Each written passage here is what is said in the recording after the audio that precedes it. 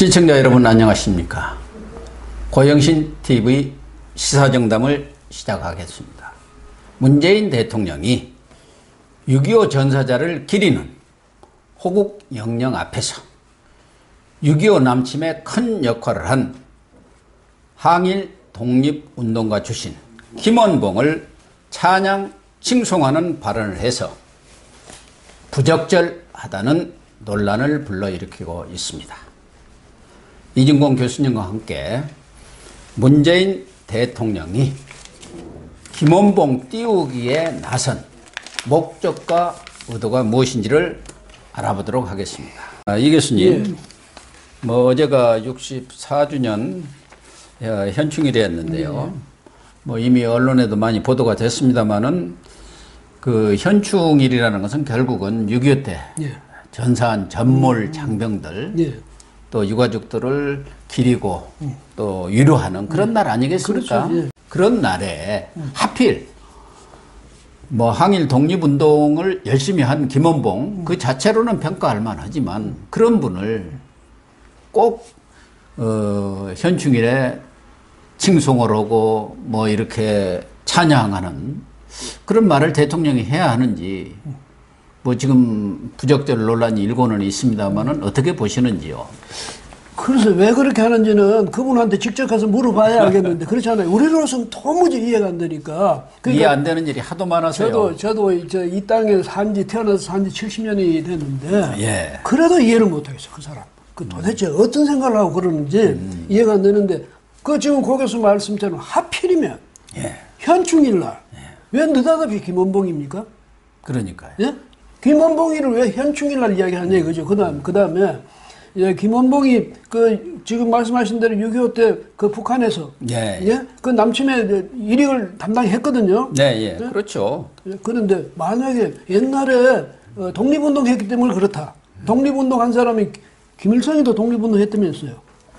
그럼 내년쯤 되면 이제 김일성 또 서운 가지고 또 이야기하겠네. 여하튼 이분들 이 머리에서 구조가 어떻게 된 건지 이걸 좀 파악해야 되는데 제가 이 깜냥으로 청와대 근처를 가겠습니까? 그러니까 정말 물어보지도 못하고 기가 막힐 노릇이네. 그러니까 김원봉이는 북한에서 잘 아시다시피 검열상, 우리로만 아마 검찰총장도 했습니다. 검열상도 했고 6.25 때는 노동상도 했는데 실제는 우리 난파한 그런 특수부대들이라든가 이분이 월북을 했으니까 사정을 잘 알고 또 남로당 그런 계열들의 어떤 맥락도 잘 알기 때문에 그런 것을 실제로는 지휘를 했다는 거예요. 그런 분을 6.25 영령들 앞에서 이렇게 하는 것은 이해가 우선 안 가는데 또 하나는 김원봉이 우리 국군 창설을 또 한미 동맹의 뿌리 토대라는 것이에요. 물론 김원봉이 중칭에서 임정 광복군을 창설할 때 말하자면 그때 좌우 합작으로 이제 광복군이 창설이 됐는데 그때 김원봉이 참여를 한 것은 사실이지만 그렇다고 해서 그것을 뿌리의 반열에 토대의 반열에 올리는 것은 과해도 너무 과한 거 아닌가요?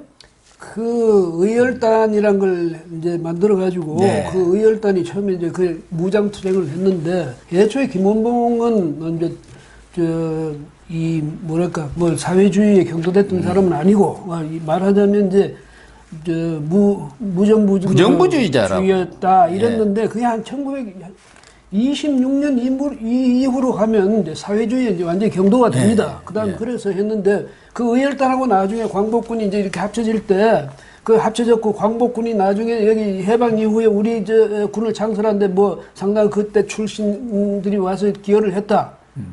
다 기여를 했는데 왜 하필 김원봉이가 중심에 있어야 됩니까? 그다음에 김원봉이는 여기 와서 있다가 우리 남한에서 여기 와 있는데 무슨 암살의 위협도 있고 또 특히 이제 여운형 선생이 암살 당하고 이러니까 그래서 북한에 갔다. 나는 가고 싶지는 않지만은 여기 너무나 이렇게 위험해서 나는 간다 이랬다는데 여기 있으면서는 사회주의 활동 안 했겠느냐? 했겠죠. 했죠. 여기서 했는데 그 사람이 북한에 갔다. 그래서 여기서는 여기 있을 때 행적을 가지고 어떤 사람은 그거를 변호해주고 이런 사람들도 있던데 사람은 그다음 사실은 똑바로 봐야죠. 왜 그 특정인을 이렇게 그 사람을 정당화해주기 위해서 없는 말 지어내고 있는 말 미화하고 조그만 걸 크게 미화하고 컸던 것은 싹 감추고 이런 식으로 해가지고 왜 하필은 김원봉인지 예? 기가 막힐 일이죠. 예. 그러니까 비약을 해도 어느 정도를 해야 하는데 예. 그 하나의 작은 부분을 차지하는 부분이 있다면 그건 사실관계로 밝히는 건 좋은데 그분이 국군 창설에 토대를 이뤘다고 하면 그걸 누가 믿겠습니까? 누가 그게 설득력 있는 얘기요?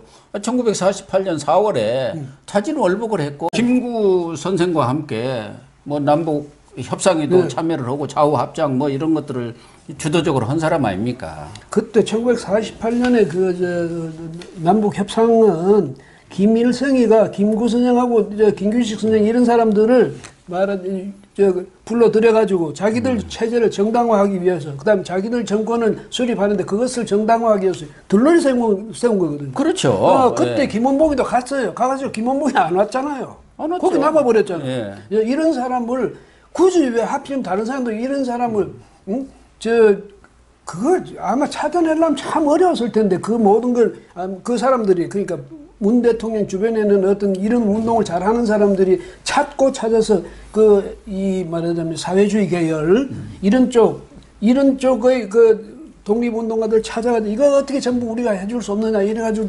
찾고 뒤져가지고 그 사람도 공정 요만큼이라도 나오면 이만큼 부풀려가지고 뻥튀기 해가지고 하는데 글쎄요 아까도 말씀드렸지만 아마 이런 식으로 나가다 보면 조금 있으면 내년쯤 가면 문재인 대통령이 현충일 날 김일성 독립운동 했으니까 서운해야 되고 그 아들 김정일이 그 손자 김정은은 유가족으로서 대우해야 된다.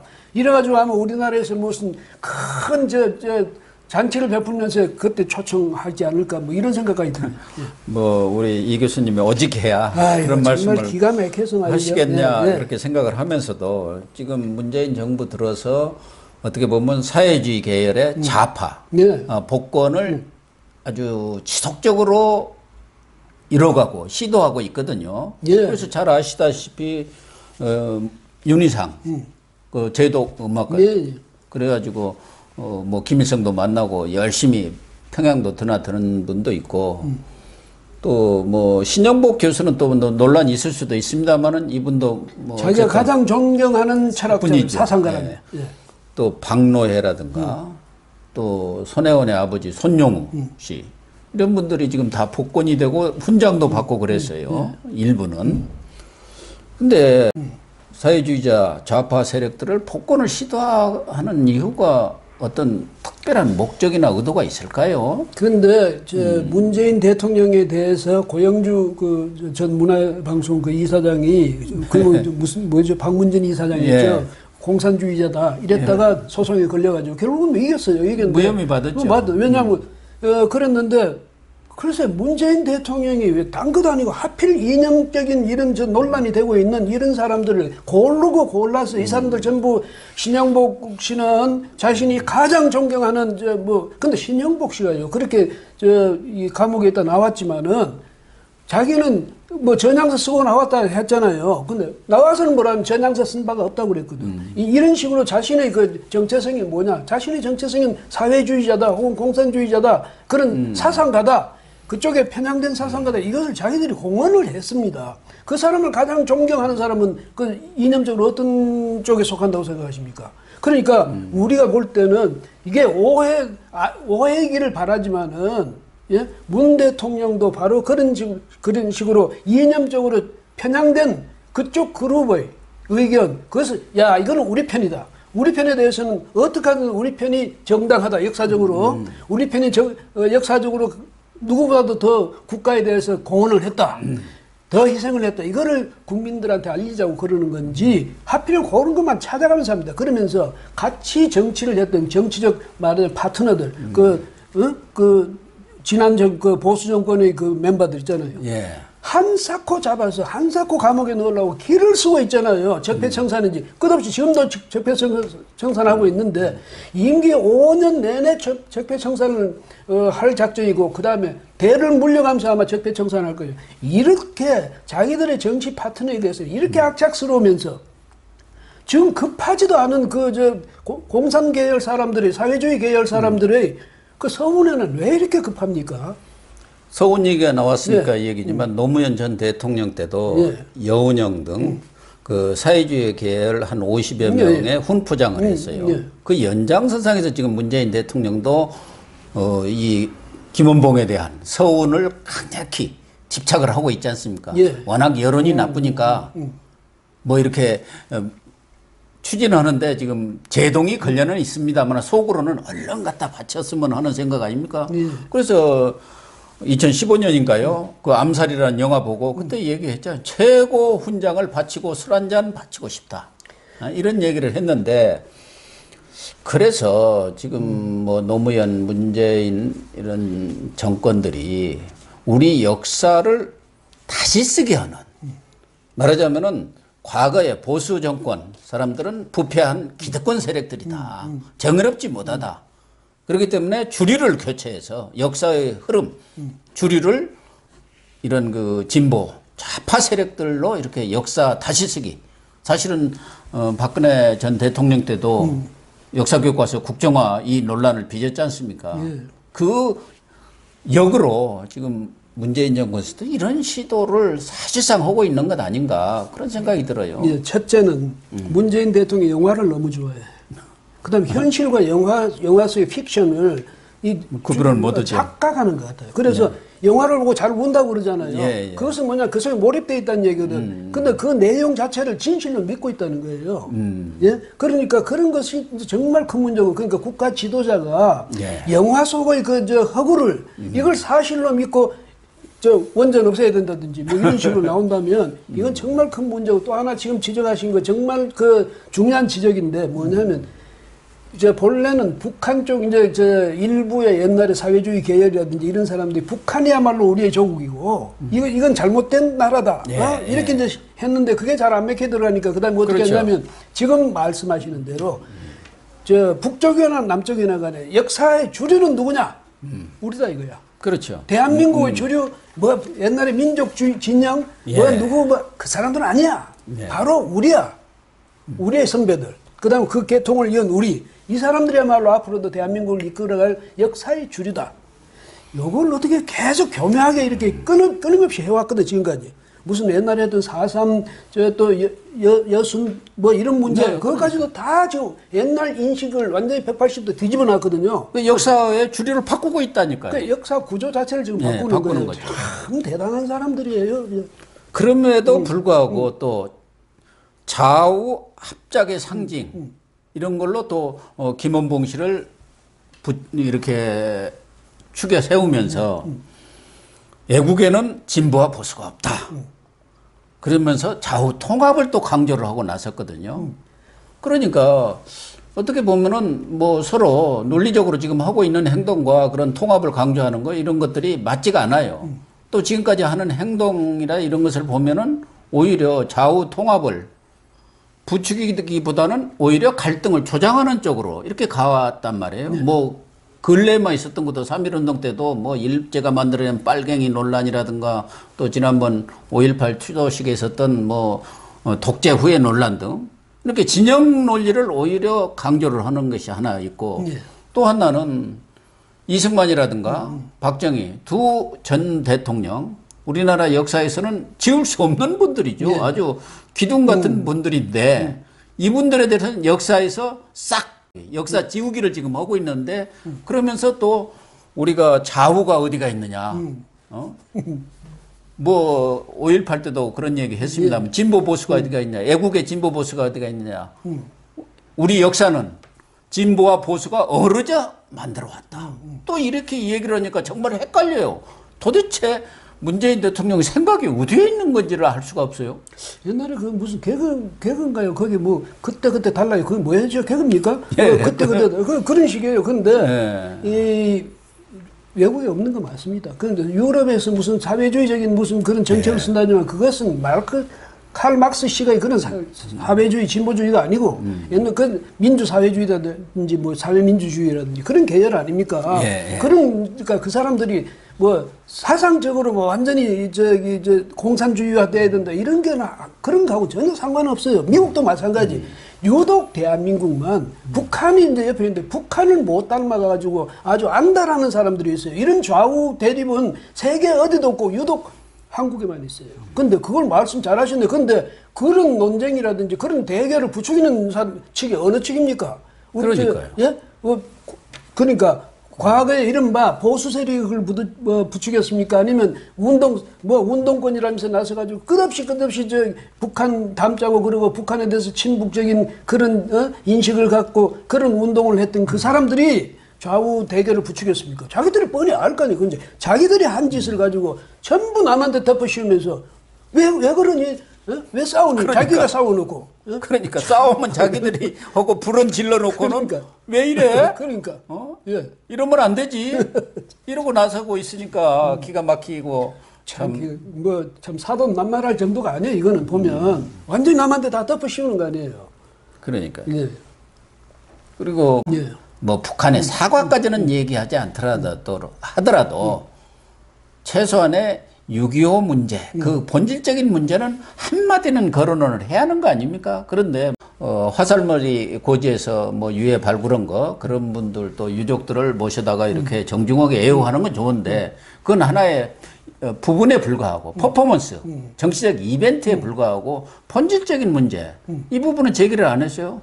2일날 그 보훈가족이랄까 국가유공자 그 자리에서도 김성택 씨 자기 아버지가 전사한 그분이 도와주는 거 다 좋은데 최소한도 그 6.25 남침을 한 그 부분에 대한 사과 한마디는 받아야 하는 거 아니냐 그런 얘기를 했는데 대통령은 이런 부분에 대해서 입 딱 다물어요? 입 딱 다물을 정도가 아니라 신문에 보니까 그 초청장 보니까 앞에 그 안에 사진 넣어놨는데 백두산에서 말이죠. 그 문 대통령 그 부부하고 김정은이 부부 네 사람이 있어가지고 손들고 그거 하는 그걸 난 다른 것도 아니고 6.25 유족들을 불러놓고 예? 그런 식으로 한다든지 거기서 김성태 씨 그 사람이 지금 고 교수 말씀처럼 사과를 받아야 되는 것 아니냐 이랬는데 그거는 싹 편집해버렸대. 그러니까 청와대가 발표할 때는 없었대요. 예. 한사코 이런 식으로 북한 역성은 드는 모습을 보이면서 우리에 대해서는 우리 국민들이 가진 그 원한이라든지 그런 맺힌 그런 마음을 달래줄 생각을 전혀 안 하는 이 정부가 과연 대한민국 5천만 국민의 정부인지. 그래서 일각에서는 진정성이 없는 위선적인 행동 아니냐 이런 비판이 나오고 있는 거 아니겠습니까? 당연하죠. 그렇게 의심 안 할 사람이 어디 있습니까? 또 하나는 월남 파병의 상징음은 우리 최명신 장군 아닙니까? 그렇죠. 예. 또 그분이 장군 묘역에 가지 않고 사병 묘역에 예. 내가 장군이 된 것은 바로 이 사병들이 헌신하고 전사를 해서 나를 이렇게 만들었다 해서 간 거. 아주 뭐 우리 모든 사람들이 어떻게 보면 참 군인으로 추앙하고 그런데 문재인 대통령도 이 최명신 장군을 또 칭송을 하고 또 하나는 이제 한미 동맹의 상징으로 우리 그 워싱턴 DC에 가면은 그 기념공원 있잖아요. 한국 참전 기념공원. 거기다가 그 뭡니까? 추모벽 이것을 건립해서 거기에 이제 참전했다 전사한 사람들을 다 해주겠다. 그렇게 기록을 하겠다. 나는 좋은 방안이라고 생각하는데 이 최명신 장군에 대해서도 사실은 문재인 대통령은 뭐 본인은 칭송할지 모르지만 베트남 방문에서는 호치민, 호지명 아주 그 칭송하고 뭐라 그러나요? 자기가 존경하는 분이라고 또 얘기를 했어요. 그래서 이런 행동들을 또 보면은 내년 총선이라는 것을 염두에 둔다면은 말하자면 아까 진영 논리를 얘기하는 것은 자기 쪽 모으기 위한 갈라치기고 또 이 보수 쪽에 또 중도 쪽에 있는 분들 사실은 중도를 끌어와야 총선도 이거 대선을 이기는 거 아닙니까? 결국은 그쪽에 영합하기 위한 총선용 쇼 이게 아닌가 하는 의심을 할 수밖에 없어요. 그 대통령이요. 사실은 뭐 대통령 자기 이 더불어민주당이 총선에서 승리를 해야 앞으로 이제 임기 후반의 이 정권을 잘 뒷받침할 수 있는 그 바탕이 튼튼해진다. 이런 생각은 누구나 할 수 있는 겁니다. 그 정도는 이해가 되지만은 대통령이 국민 누구나 보기에도 저 사람 지금 선거운동하고 있다고 보이면 안 되잖아요. 그렇죠. 뻔히 보인단 말이에요. 왜 부산, 경남 왜 그렇게 쫓아다닙니까? 다니면서 이런 식으로 하고 그렇게 해가지고 지금 말씀하신 대로 내 편은 이제 이미 내 편은 또 내 편에 집토끼는 집토끼대로 하고 그 다음에 또 산토끼도 잡아오겠다. 그런 전략 같아요. 중도 거기도 이렇게 인심 쓰고 이러는데 이 양반들 보면 참 특히 이제 문제가 뭐냐면 어디 가든지 뭐든지 돈 가지고 해결해야 된다고 생각하는 사람들이거든. 그래서 참 그 돈은 어디서 나옵니까? 예? 국민들, 그 어려운 국민들 지갑에서 다 나오는 이 돈을 가지고 자기들 막 퍼질르면서 말이지. 그러니까 내 돈 뺏어서 놔주면서 자기가 생색내는 거예요. 그러니까요. 예? 이런 문 대통령의 통치 스타일을 보면 이 사람들이 정말로 평등을 이야기하고 국민 행복을 이야기하고 세상에 경험한 바 없는 그런 새로운 나라를 만들겠다고 말했던 그 사람들이 맞는지 정말 이 사람들 머릿속에 뭐가 들었는지 생각할수록 더 의심만 생기네. 예. 뭐 이런 얘기를 본인이 직접 쓰지는 않았을 거고 참모들이 썼을 거 아닙니까? 참모들이라는 것은 여러 가지 전략적 판단하에 대통령의 메시지를 챙기는 거 아니겠어요? 아니 참모들이 쓰면 그 양반이 읽을 줄은 알 거 아니에요. 그건 난독증입니까? 읽으면 이게 무슨 의미인지는 알 거 아니에요. 그렇죠? 무슨 의미인지는 알고 이 양반 또 저기 보니까 사법고시인가 사법고시 칠 때인가 무슨 연수원 나올 때인가 2등인가 했다면서요. 그 정도로 머리 좋은 사람 아닙니까? 그러니까 자기가 뻔히 다 아는 거예요. 이게 무슨 뜻인지. 알지요. 예? 모르겠습니까? 그러니까 이게 이념 성향이 뭔지까지 다 파악하고 국민들 들으라고 하는 소리 아니에요. 그래서 슬쩍슬쩍 보면 아닌 듯이 그렇게 하거든. 그러니까 그렇게 함으로써 이념적으로 자기 편들에게는 확신을 주면서 그다음 국민들한테는 그동안 끊임없이 교육을 해왔거든. 역사들 왜곡시켜서 교육도 했고 이렇기 때문에 그런 국민들을 민족 이름 문제 가지고 자극시키면 국민들은 자극이 잘 돼가지고 흥분해가지고 틀림없이 구보수 세력들에 대해서 원한을 더 갖게 될 것이다. 그러면 우리 편으로 더 온다. 나름대로는 그런 계산하고 있지 않겠습니까? 제가 볼 때는 황교안 한국당 대표는 오히려 솔직한 것 같아요. 6일인가 취임 100주년 때 얘기한 거 보니까 30% 정도 지지율 갖고는 우리가 이기지 못한다. 중도로 외연을 확장해야 한다. 또 청년층에 우리가 파고들어야 한다.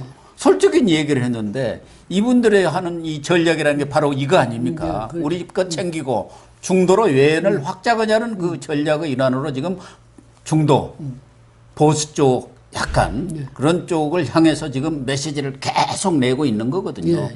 또 PK를 겨냥해서 현장으로 쫓아가고 양정철이도 가고 대통령도 가가지고 막 퍼주기를 하고 있고 이게 뻔히 보이는 수거든요. 그러니까 음흉한 것 같아요. 예, 그러니까 대개 우리가 어떤 데는 보면 진보가 현재 35%, 보수가 30%, 나머지 중도 이렇게들 이야기하는데 제가 그동안 경험으로 미뤄볼 때 진보 보수 차이가요. 오히려 저는 보수 쪽에 더 기울어져 있다고 생각합니다. 근데 왜냐하면 전번에 20대 총선 그때도 보면 정당 득표율에서는 그때의 새누리당이 훨씬 월등했어요. 그런데 그런 걸 보면 그렇지만은 지금 말씀하신 대로 어쨌건 양측에 그렇게 갖고 있다 치고 30% 정도 갖고 있다 치고 중간에 있는 30% 플러스 알파 이 중도층을 이제 누가 끌어오냐 이건데 황교안 대표가 이야기했지만 자유한국당도 그 중도층에 있어서 지지를 받지 못하고 신뢰를 받지 못하면 총선 하나만 합니다. 그런데 이런 걸 할 때는 양심적으로 가야죠. 그러니까. 국가를 생각하고 그야말로 국민을 생각해서 양심적으로 가야 되는데 맨날 눈은 북한에다 놔두고 여기 우리 국민들을 설득해가지고 표를 얻겠다 이런 발상을 하고 있는 문재인 대통령 나름대로 그 사람들 머리가 좋으니까 계산은 빠르겠지만 우리는 좀 나이 든 우리로서 보면 걱정을 안 할 수가 없죠. 어쨌든 소통을 쇼통으로 이렇게 보여주는 데는 상당히 능란한 것 같은데 이 이야기하고는 좀 다르지만 저는 조국 민정수석은 왜 그 자리에 있는지 염치도 없는지 모르겠어요. 그 양반이 그 양반이라고 해야 하는지 모르겠지만 우리는 그 속된 말이니까. 아, 문재인 대통령한테 뭐 했습니까? 세 가지 적폐청산에다 김학의 사건, 장자연 사건, 번영선 사건 이렇게 보고해가지고 장관들 불러서 조직의 명운을 걸고 수사를 하겠는데 맹탕으로 드러났잖아요. 그 대통령이 완전히 어떻게 보면은 엑스망신을 당한 거예요. 그러니까 이런 일이 있을 수 있습니까? 대통령부터가 답답하지. 왜 답답하냐면 대통령 그런 말 구체적으로 사건에 대해서 말을 안 하는 게 맞습니다. 그렇죠? 하는 것마다 대통령이 지시한 것마다 다 맹탕이었다니까요. 그러니까 대통령이 구체적인 사안에 대해서 꼭 무슨 저 수사 지휘하듯이 그런 식으로 말하는 자체가 이게 사실 안 되는 거죠. 예? 안 되죠. 안 되는 데다가 그런 걸 옆에서 밑에서 그걸 무슨 충성한다고 갖다 고해바친 조국이나 그래서 아까 뭐 그 양반 하면 안 된다고 그러죠. 그건 나이가 우리보다 훨씬 적은데 그 양반 하면 되지 왜 안 돼요? 도대체 말이지. 양반이라고 하면은 혹시 존칭으로 생각할 거 봐서 그러니까 그 X 이렇게 할 수는 없고. 그런데 그 사람 왜 그러냐면 대통령이 뭔가 아마 자기가 생각할 때는 가장 신뢰할 만한 문재인의 동지라고 옛날에 왜 노무현 대통령이 문재인이야말로 내가 가장 신뢰할 만한 동지고 친구라고 그랬잖아요. 그 지금 문재인 대통령에게 있어서 조국은 아마 가장 신뢰할 만한 동지다. 그 다음에 나의 미래다. 그냥 그렇게 생각하고 있는지도 모르는데, 뭐, 조국 선생도 좀 너무, 우리가 속된 말로 하면 너무 좀 뻔뻔하잖아요. 그만큼 많은 정책적, 그 실수를 저질러 놓고, 지금도. 그럼 사과 한마디라도 하고, 이건 좀 저희들이 판단 미스가 있었다. 뭐 이런 얘기라도 한마디는 해야 하는 거 아니에요? 그러니까 세상에 보니까요, 수많은 사람들이 조국 선생보다 더 똑똑한 사람들 저는 많이 봤는데, 뭘 대단하다고 지금 저렇게 해가지고 항상 대통령 옆에 착 붙어가지고 절대 자기 과오는 실토할 생각도 안 하고 이게 문재인 정권의 아마 특징 중에 하나일 거예요. 예. 시청자 여러분, 최근 청와대와 민주당은 한국당 일부 의원들의 발언을 놓고 막말, 망언, 폄훼 발언 시비를 벌이고 있는데요. 제가 보기에는 막말, 망언은 욕짓거리나 거칠고 험한 말, 상대를 비하하는 말도 되지만 그보다 더 심한 것은 상대의 가슴에 못을 박고 상처를 주는 말, 역사와 사실관계를 왜곡하는 거짓말, 그리고 해야 할 말을 하지 않는 것, 이것이 진짜 막말이 아닌가 하는 생각을 갖습니다. 오늘 방송 마치겠습니다. 감사합니다.